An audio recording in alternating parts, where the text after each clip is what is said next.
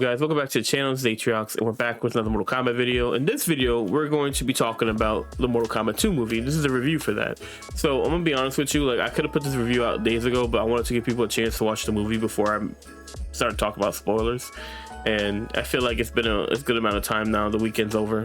It's now Monday, so I should be able to talk about it with no problem, right? And another reason why it's kind of like taking me a little while to get this video up too is because I've been working on.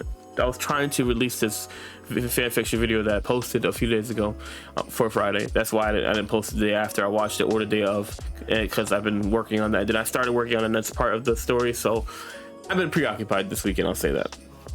But anyways, yeah, you guys should check that out if you guys, want to see something Mortal Kombat related, but that's not just, something fresh and creative. I think you guys might enjoy it. A few people that did see it, we got good comments on it, and hopefully you guys enjoy that if you do check it out. But anyways, let's get into the Mortal Kombat 2 movie review. So the movie itself was fun. It was a fun movie. I'm not gonna lie, like the fight scenes were awesome. I like seeing the abilities and like the comedy as well. Like the whole movie as a whole, it's a good watch, especially if you're not like a huge fan of Mortal Kombat, but you like the fighting and stuff like that. You go into it, I'm sure you'll have a blast. You'll have fun with it. And the movie was like 90% action and like 10% story. Like the story, they say the movie is based on Kitana and Johnny Cage, but I don't see that. I feel like the movie is basically 80% Kitana and then like 20% Johnny, because like even when the movie first starts, like you're obviously, this is going to be spoilers, so if you guys don't want to see hear about spoilers, click off the video. I'm gonna give you a chance for next 5 seconds. 4, 3, 2, 1. Okay, so movie starts off with Edenia and Jared being the last fighter remaining for Edenia, which I'm a little confused. Like, I think it wasn't in the games where Edenia was Edenia lost and then then they created the Mortal Kombat tournament, or was it Edenia had to fight the 10 rounds? I don't remember if they ever really clarified it. I guess maybe I just assumed that it was always that Edenia was taken over and then they created the Mortal Kombat tournament to protect Earthrealm. I think it was something like that. I think that was like the original lore or something like that. But anyways, so they had this be a tournament, and they actually had King Jared be in the tournament as the final fighter, and like the fight scene was fire.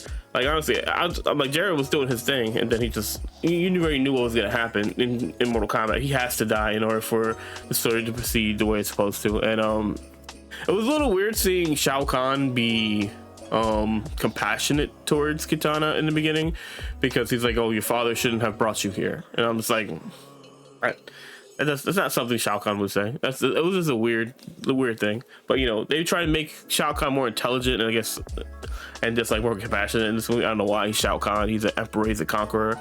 It's not what he does. But they took their liberties with it.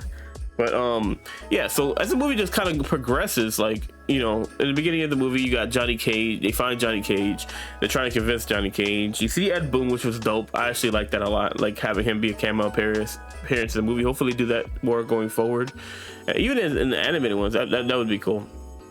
But yeah, so like as the movie proceeds, they got Johnny Cage by himself, and then Johnny Cage gets convinced after he sees the lightning teleport, and then they all go in, and then he's like a coward, bro. Like the whole movie, he's like a coward. He don't want to fight. Like the only time he fights is when he has to fight. And like, I don't know how I feel about that Johnny Cage, him not wanting to fight, especially with him having a fighting background. And like, I mean, I get he doesn't have powers, but you don't need powers in order to fight people. Like I don't know, like they kind of made him more look like a coward, and like, which is, like, I'm gonna be honest, like when you really think about it though, like Johnny Cage's character being an actor and having to deal with supernatural stuff out of the blue, and the only kind of supernatural stuff is what he does in the movie and the special effects and all that. So it's just gotta be weird to having to deal with all that, and like, maybe it just takes time to process. And I felt like as the movie kept going on, Johnny Cage's character kind of got more adapted to everything, and he started being able to fight. And like the wittiness, I really like the way Carl Urban played the character. I knew he was gonna play him well, so I was never really worried about Carl Urban playing Johnny Cage, just because I watched him over the years in different types of movies. I knew he was gonna be able to do it and not have an issue. So yeah, the tournament begins. There's no like there's no banquet or anything like that, like there was in the original Mortal Kombat, which you kind of figured it's gonna be something a little bit different, and they I like what they did with the amount of fighters. They had like these glowing things that go up in the air about how many fighters were left over, which I was trying to figure out what it was in the beginning, and I just couldn't never figure out what it is. But then like it being the actual count of how many fighters are remaining was fire. What I didn't like was they cheated. Shao Kahn cheated in the tournament, and nobody did anything. Like the other guys didn't step in. Nobody stepped in to stop it. Like he literally stole life force from Raiden and became immortal throughout the tournament, which is bullshit. Like I'm like, dude, how the fuck do you how do you violate the rules of Mortal Kombat and then nobody does anything? Like the other guys didn't step in or anything. Like I don't understand, unless this is like one of those things where the tournament has to complete and then the other guys step in.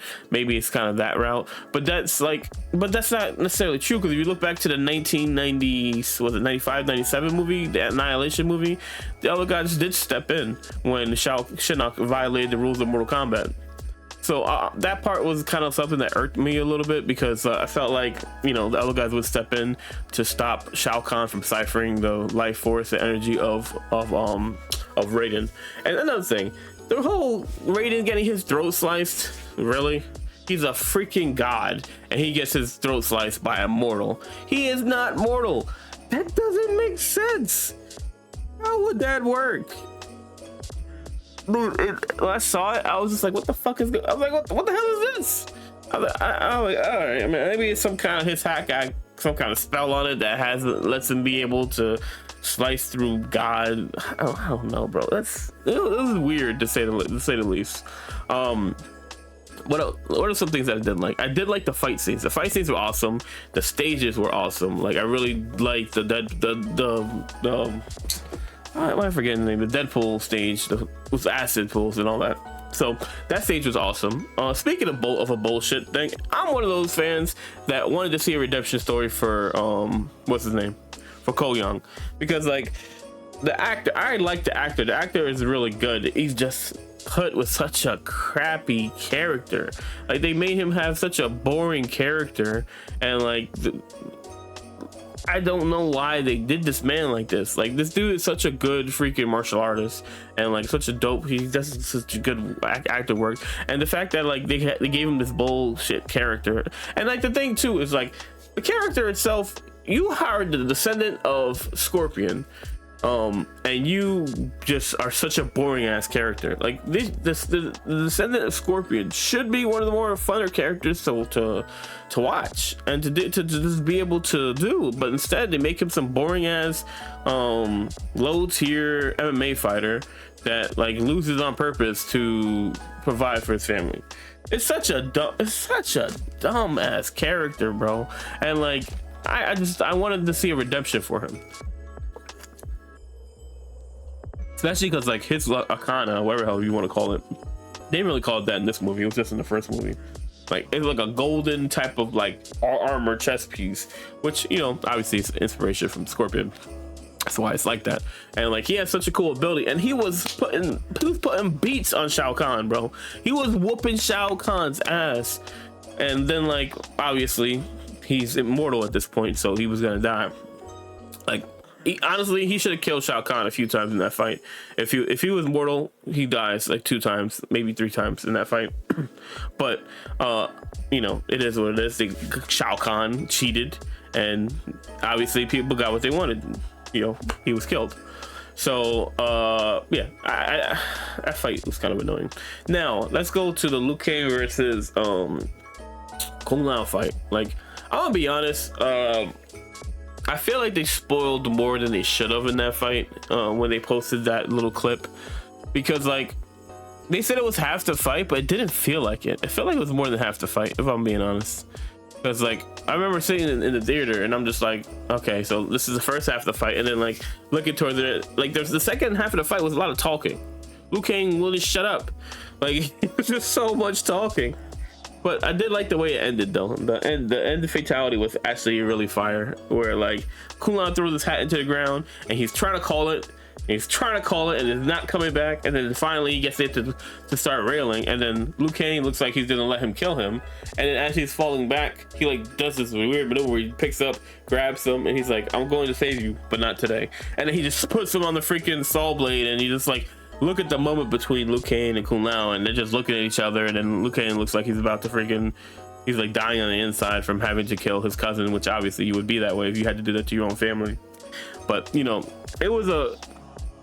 it's probably the best fight in the movie. Like honestly, if I didn't see so much as I saw, then I probably would have been more fine with it. But I thought it was gonna have more action, but it was like a lot more dialogue in the fight. And like I guess they were trying to put this story across with Liu Kang, you know, feeling bad about it. And like for me, like I thought that this was gonna have like be a pivotal point in Liu Kang and be able to get him to like take his role as like the new champion of Mortal Kombat. But that's not what happened in this movie. Like I don't know, like there are certain parts of this movie that's just weird, and it doesn't, like, even if you're trying to make it like a fresh take, I feel like it wouldn't work. You know what I mean? Like, okay, for example, like, okay, we'll get to that point, right? We're gonna keep going through the story, and I'll just kind of like explain how I was feeling with for that part. So you know, after all this happens and they take the powers and they find out what happened with Raiden, and they go to Outworld to try and get the amulet back, and Shao Kahn is sitting there waiting for them. Like, what the hell? Why is Shao Kahn waiting for him? He's like hiding, and he just appears when Liu Kang's there to do it. And like, Liu Kang was whooping him. He killed him a few times during that fight, to be honest. And then what you call it? You got more help. You got Jax, Sonya. Who else was it? Was in it? Yeah, Jax breaks the cage. Sonya, Liu Kang. It was the three main guys. I can't remember if there was another person there. I think no. I think it was just those three. No. I think didn't Johnny come? I forget exactly. It's Johnny and Kano. I know Johnny makes Kano and they go to Earth. Yeah, whatever. But yeah, so there was the three main there, right? So Sonya got her ass whooped. Jax gets the amulet, hands it to Liu Kang, and he kills Jax. I don't know what the hell Jax was doing during that fight. I'm gonna keep it a stack with you, bro, because like the point where he was like trying to stick the spear in him, why didn't he just move to the side? He just stood there and took the fatality like that. It looked like one of the older fatalities. I've seen it before, but I can't remember exactly which one it was from what game. But it just made me have like a taste of nostalgia when I saw it, because I feel like there was a fatality where someone got like this, like that killed like that before, but I just can't remember the name of the fatality or where it was. If I do, I'll put it in the comment section or something. But yeah, Jax dies, kind of boring. No reason for him to die there, but whatever. And then, you know, Liu Kang and Shao Kahn are going in, and the whooping, he's beating his ass. Like, Liu Kang is throwing all types of fireballs and fire dragons and just incinerating this motherfucker. You see the all of the freaking boils and shit on his face, and it just heals. And then, you know, he just stabs Liu Kang in the chest, and I'm just like, I'm in the theater, I'm like, yo, what the fuck? I'm like, bro, they better not kill Liu Kang. And then all of a sudden, Liu Kang just becomes some kind of fucking extra third fucking entity thing. I don't know what the hell happened. I was so confused during this part. This part really pissed me off because I didn't know what the hell happened. Because all you see is like, it's like, oh, I'm not the chosen. Raiden told me I wasn't the chosen one. Where did that happen? When did he say he wasn't the chosen one? I don't remember hearing that in the first movie. What is that line? Why are we making Liu Kang not the chosen one? Like, okay, I get wanting to change the story, and like, you're making, so you say you're not the chosen one, and that Kung Lao is the chosen one in this movie, but Kung Lao is dead. And like, I guess he's like, I'm the one who shepherds, or I bring back Kung Lao. That's his whole role, is to bring back Kung Lao. Like, I'm confused. If Kung Lao was the chosen one, why was he allowed to die in the first movie? Why wasn't it Liu Kang that died? It would have made more sense for Liu Kang to die if Kung Lao was the chosen one. Or, because I'm like, I get it, like, okay, maybe you assassinate the chosen one before the tournament. Maybe that's the kind of route they were trying to go. That way there's no hope for them to win the tournament, because every time the chosen one goes to the tournament, they win the tournament. So maybe that's the role they wanted to go with that. And I don't know, it was just weird, bro. Such a weird scene, because he just started glowing and his eyes looked like a dragon, and It was so weird, bro. It was so weird. And he just teleports into nothingness out of like a cloud of fire. He looked like he was becoming an elder god or some kind of god or something. Whatever. I don't know. I don't really understand his role. You don't really understand. You don't get any of this from his character from the first half of the movie to the last movie. Like, where did this power come from? I was like, okay, all right, well, let's try something different here. Let me wait, give it a chance to see it when the next movie comes out. You know, let's see what they do with it. So as the movie proceeds, you have Johnny Cage and Kano. Kano's switching his allegiances again. I know some people have a problem with it, but I don't. Kano switches his allegiance all the time to get something out of it. That's the whole role here, and the whole Kano's like just doing it because he likes material objects and material things, because Outworld has none of that. So he's like, that's pretty much his whole thing for doing that, which I get it. It wasn't a big deal for me, at least. So the whole Scorpion versus new Cyber fight was actually pretty sick. I love that fight. That's like my second favorite fight in the movie. Then you have Johnny Cage and Kano fighting a freaking clone and getting their ass beat. I think you're having trouble fighting one clone. And I'm kind of annoyed at the whole Shinnok amulet thing, right? Because like the amulet being destroyed, you can't destroy the amulet. And like, honestly, this is thinking of it as more of the lore and not just like taking it for what it is. And I don't know, that part irked me a little bit, if I'm being honest. Like, I didn't really care for it. So then as they're getting towards the end of the movie, right, they shatter the amulet. Then you have Raiden finally awakening from his little death slumber thing, and then he's like, get out, and he just like does the flying Raiden move, which is cool. I love that. That was awesome. I like the way they did it too. But then as the movie continues, they just kept the main character. Like I said, the main character movie is Katana. It focused so much on Katana, the whole movie. This was a Katana movie. Like, I don't even want to say it's a Johnny Cage movie, because the Johnny Cage was good. Like, they had parts of the movie where Johnny Cage really shined, and I feel like all of the comedy parts were awesome. Like the fight with Baraka was awesome. I love that fight. It was really cool. And like the comedy behind Baraka and Johnny Cage was so awesome. Like, I love Baraka. He's like, teach me the ways of Johnny fucking Cage. I was like, bro, this is hilarious. Baraka was probably one of my favorite characters in this movie. I really liked how they did him. They really try to make him like more than a henchman, which I love. And Johnny Cage on the screen with Kano was also comedy gold. Like, Kano's actor is so good at comedy type of stuff, and he's just like, he's so witty. And like, I think they said that he just kind of like did his own lines like majority of the movie, which is kind of fire.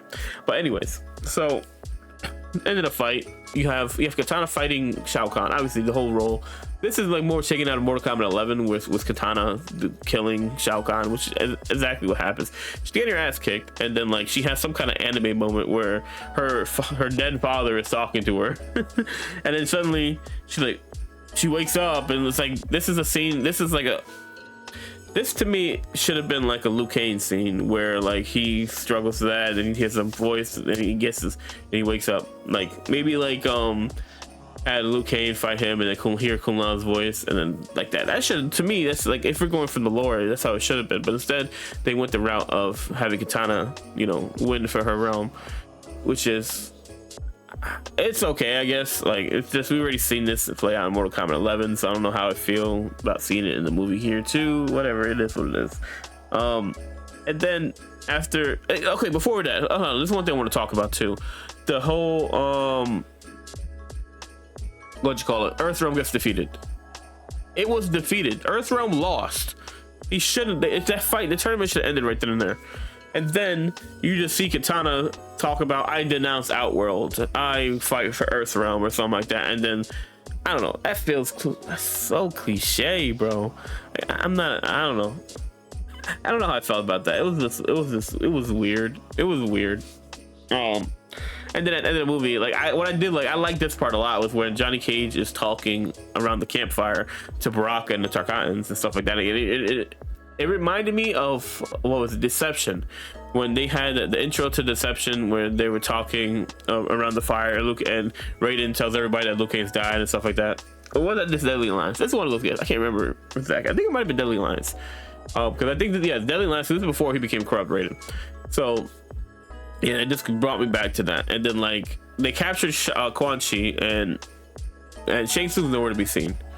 So what you call it, you have them, and Shang Tsung wasn't even in the movie, that like low-key he was just like barely in the movie. You only saw him a few parts of the movie, and then you just see Quan Chi. They captured Quan Chi. They're like, okay, let's go get our friends. So I guess Mortal Kombat 3, and when it comes out, they're going to be rescuing their friends from the Nether Realm or whatever it is. Quan Chi's going to resurrect them, and then like I don't know what they're going to do, because like all I can think of is it's going to be about the Deadly Alliance. It has to be, because Shinnok hasn't been teased or anything like that yet.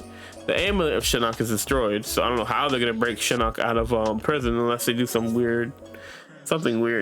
I think this movie's gonna be a Deadly Alliance movie for Mortal Kombat 3, and that they're probably gonna focus on rescuing everybody. So everyone that died is gonna come back somehow. Liu Kang's gonna come back somehow. Kung Lao's gonna come back somehow.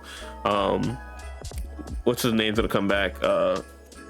Cole Young is gonna come back. There's no way they leave him dead. They're not gonna leave him dead. They just did that to please fans. But the ending of it, where it's like, oh, let's go get our friends that died in Mortal Kombat. Like, what? We're resurrecting them already? At least let it be a surprise for the next movie. Why would you tell that at the end? Because now we already know what's gonna happen in the beginning of the third one. It's like you already set up the characters. Like you set up when Quan Chi and when Quan Chi and Shang Tsung raided Raiden's temple, and stole his essence. Like that was already a Deadly Alliance reference. So that was obviously what was gonna happen. Like all in all, like when I first saw the movie, I thought it was good, but I was like annoyed by a bunch of things that happened in it. And then like as I was sitting in the movie theater, I'm like, you know what? Maybe I'm just taking this at face value too much. Maybe I'm just taking this too much because I think it's a canon movie. Then once I started looking at the movie like it's not canon and that it's more around it's like a movie like Snowblind, then I was like, all right, whatever, it's fun, you know. They did a fresh take of the movie, and like that's how I started viewing the movie.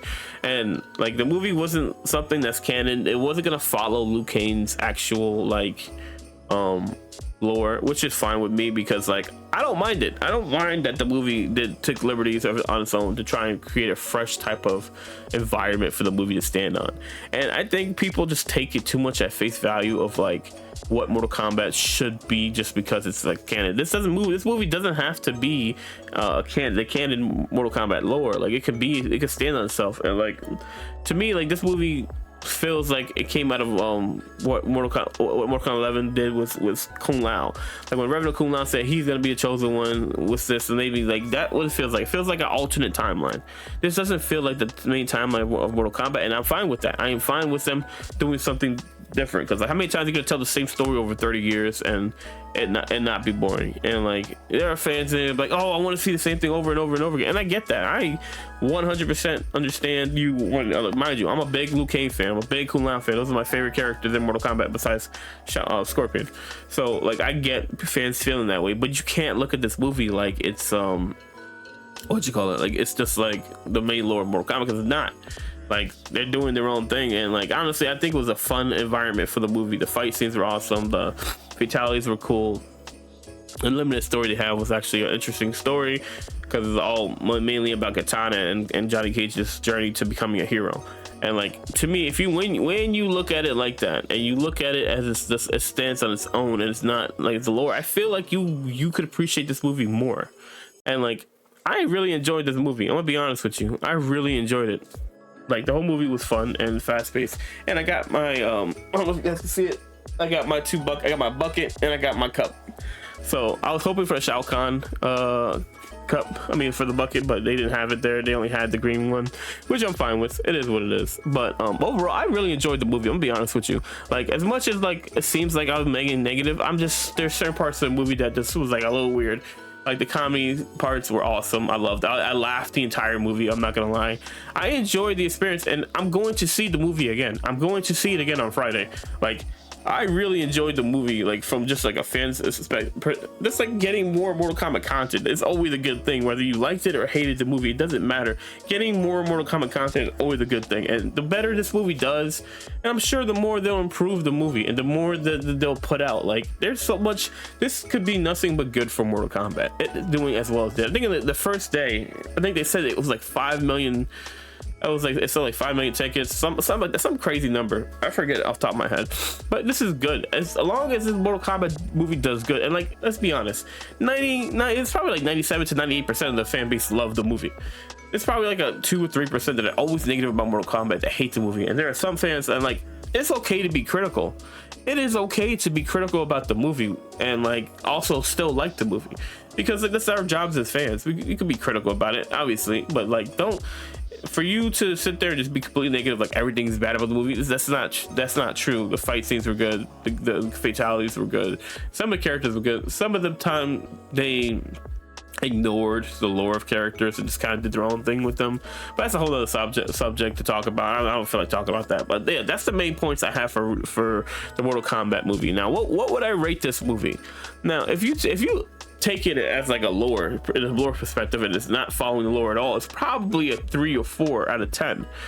But I don't see this movie as that. I see this movie as trying to be fun and have a good spirits and like just knocking out the park with the fighting choreography, with the gaming mechanics. I give this movie a 9. If I'm looking at it as it's not the main lore of Mortal Kombat, and it just being a 9. If I ignore that fact, it's treated like this is a movie like Snowblind or like the Johnny Cage movie that don't exist inside the actual canon of Mortal Kombat, is that I enjoyed this movie. I love the movie. I'm gonna be honest with you, I'm gonna go see it again.